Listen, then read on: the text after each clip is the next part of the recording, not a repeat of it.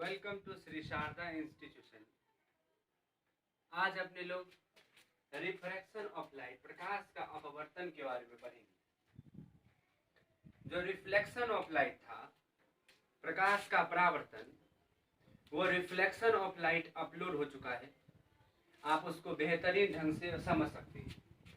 आ जाइए, जो refraction of light है, ये भी बहुत को भारी लगता है समझना, लेकिन इसको भी इस सिस्टम से अपने लोग समझेंगे जैसे आपके लिए रिफ्रैक्शन ऑफ लाइट, प्रकाश का अपवर्तन भी जो है सो बहुत आसान बन जाएगा।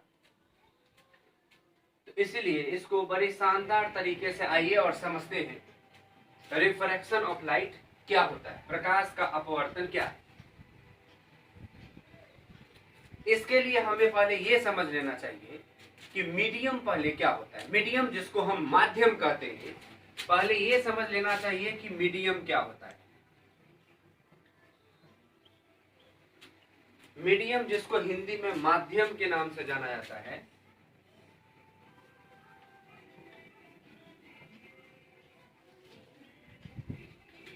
ये जो मीडियम है इसका एक सटीक और बेहतरीन जबरदस्त परिभाषा आप देखेंगे क्या है। The substance in which light travels, the substance in which light travels known as medium।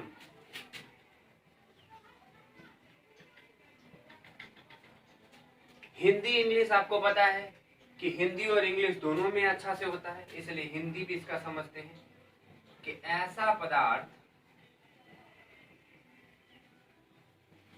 जिसमें प्रकाश चलती है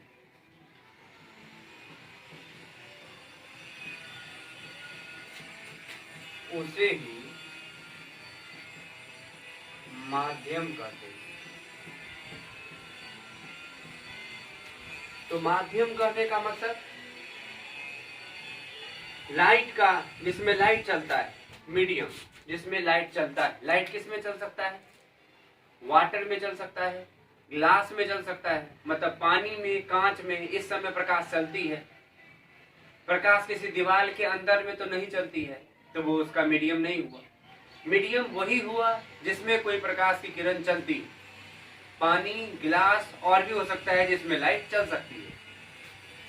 ये जो मीडियम है, इस मीडियम को दो भागों में बांटा गया है।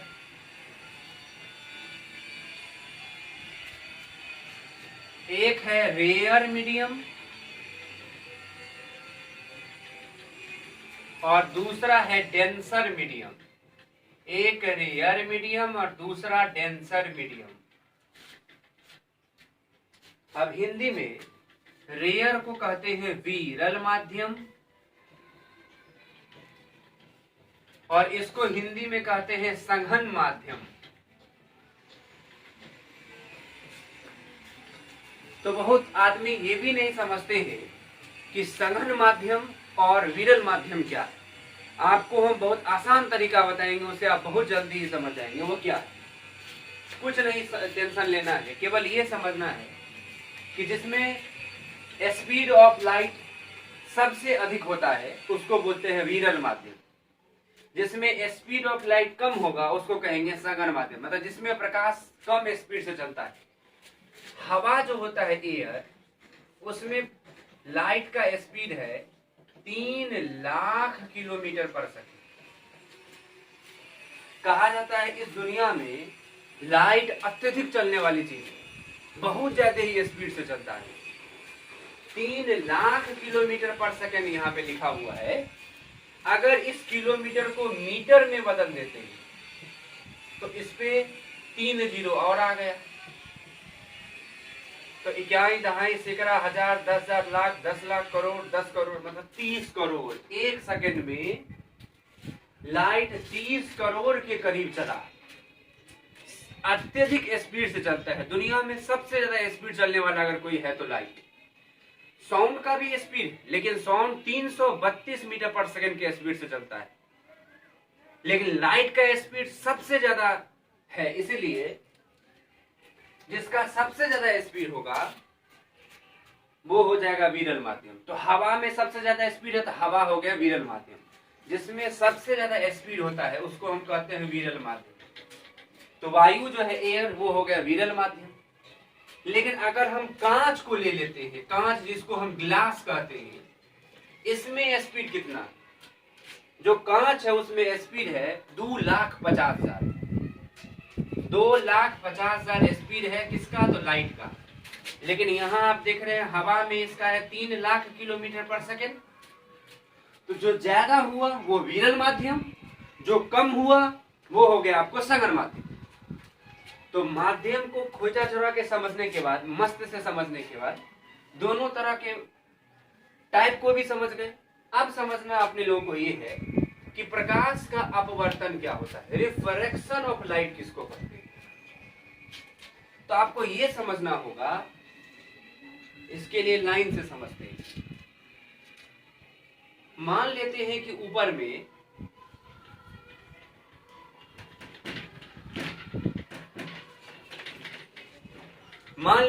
ऊपर में जो है वो हवा है, एयर है, पहला बात। दूसरा बात, मान लेते हैं कि नीचे में ग्लास है या पानी है। वाटर में कितना स्पीड होता है लाइट का, वो होता है 2,25,000। पानी में 2,25,000। लेकिन अगर बात करेंगे किसके बारे में, ग्लास में, तो ग्लास में होता है 2,50,000। अब अगर रे ऑफ लाइट, प्रकाश की किरण ऊपर से आती है, अगर कोई प्रकाश की किरण ऊपर से आ रही है, मतलब हवा से आ रही है, और वो वाटर में प्रवेश कर रही है, मतलब पानी, तो समझने के लिए लोग बीच में क्या कर लेता है, नॉर्मल बना लेता है। अब देखिए, इसको जाना चाहिए इधर स्ट्रेट में, लेकिन ये ऐसा नहीं जाएगा, ये थोड़ा सा इधर मुड़ जाएगा, ये थोड़ा सा नॉर्मल की तरफ, अभिलंब की तरफ, अभिलंब जिसको बोलते हैं, हिंदी में अभिलंब, अंग्रेजी में इसको नॉर्मल कहते हैं। तो थोड़ा सा ये जाना चाहिए था इधर, लेकिन आप देख रहे हैं इस तरफ भाग रहा है। तो जब कभी भी प्रकाश की किरण एक मीडियम से दूसरे मीडियम में गया, इसके डायरेक्शन में चेंजिंग हुआ। क्यों डायरेक्शन में चेंजिंग होता है, डायरेक्शन में चेंजिंग इसलिए होता है क्योंकि स्पीड ऑफ लाइट सब में अलग अलग होता है, इसलिए डायरेक्शन में चेंजिंग होगा।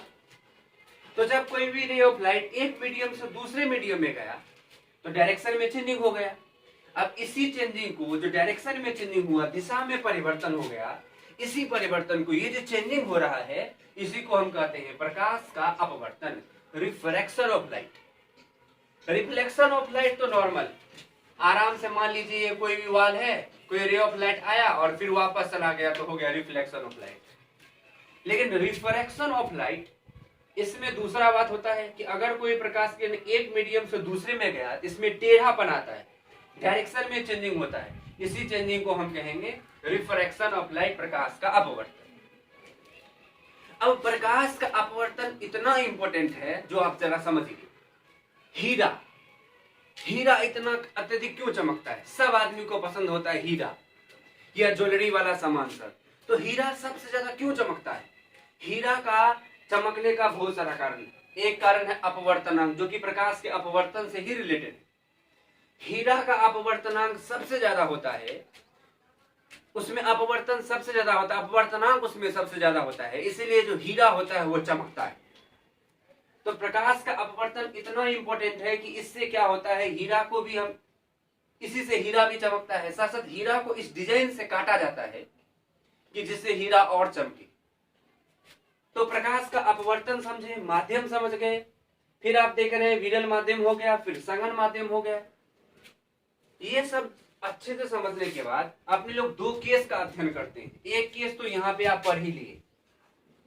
एक केस क्या है, ये केस यही समझा है कि अगर कोई प्रकाश एक विरल से, मतलब एयर से वाटर में गया, विरल से सघन में गया, तो ये क्या हो रहा है, नॉर्मल की तरफ भाग रहा है। तो ये याद रखना होगा कि अगर कोई ray of light rare medium से डेंसर मीडियम, रेयर मीडियम से डेंसर, रेयर मतलब विरल माध्यम से सघन, विरल से सघन में जाएगा तो वो अभिलंब की तरफ भाग जाएगा। अगर वह विरल से सघन में गया तो अभिलंब की तरफ भाग जाएगा। लेकिन केस नंबर 2 जो है वो इसके विपरीत है। वो ये है कि अगर कोई, वो इसके विपरीत है, अगर कोई प्रकाश की किरण वाटर से, मान लीजिए मतलब संघन माध्यम से वाटर से आया तब एयर में प्रवेश कर रहा है, समझने के लिए लोग बीच में नॉर्मल बना लेता है। नॉर्मल जिसको हम अभिलंब कहते हैं, नॉर्मल जिसको अभिलंब कहते हैं। तो अगर कोई प्रकाश की किरण संघन माध्यम से विरल माध्यम की ओर प्रवेश कर रहा है, मान लीजिए संघन से किस तरफ आ रहा है, विरल में, तो उसको जाना चाहिए था ऐसे, लेकिन वो और दूर भाग जाएगा, वो चला जाएगा ऐसे। तो आप देख रहे हैं ये दोनों एक दूसरे का वाइस वर्सा है। तो आप अच्छे से समझे रिफ्रैक्शन ऑफ लाइट क्या है, आप माध्यम को समझे, कौन विरल माध्यम होता है, कौन संघन माध्यम होता है। जब विरल से संघन में जाएगा तब क्या होगा, संघन से विरल में जाएगा तब क्या होगा। साथ ही साथ एक बार फिर से इस चैप्टर में भी जो इंपॉर्टेंट फॉर्मूला आएगा वो फॉर्मूला हम आपको बोर्ड पे लिख देते हैं। वैसे भी आपको बहुत कुछ बताया जाएगा, लेकिन इन एडवांस आपको थोड़ा सा फॉर्मूला लिख देते हैं, आप उस चीज को भी याद करेंगे, आपको आगे बताने वाले हैं तो उसमें समझ में और अच्छा से आएगा। उसमें था फॉर्मूला 1/v माइनस 1/u बराबर 1/f, लेकिन इसमें फॉर्मूला हो जाएगा 1/v प्लस 1/u बराबर 1/f। हम जानते हैं कि m बराबर माइनस v/u उसमें पढ़े थे, लेकिन इसमें हो जाएगा m बराबर v/u। तो ऐसे कुछ फॉर्मूला, फिर p यहाँ काम आएगा, p जिसको पावर ऑफ लेंस कहते हैं, formula 1/f। Power of lens का ऐसा यूनिट होता है डायोप्टर। तो हमें लगता है आज का भी जो बेसिक क्लास था, रिफ्रैक्शन क्या है, विरल क्या है, संघन क्या है, रे ऑफ लाइट कैसी जाती है, इंपॉर्टेंट फॉर्मूला क्या यूज होगा, वो सब आप इत्मीनान और जबरदस्त से समझे। अगर नहीं समझे तो हमको आप डबल डी मान लेंगे, डॉट डिस्ट्रॉयर मान लेंगे, और कमेंट में जो प्रॉब्लम है आप सब भेजेंगे और आपका एक एक प्रॉब्लम सॉल्व आउट हो जाएगा। जय हिंद।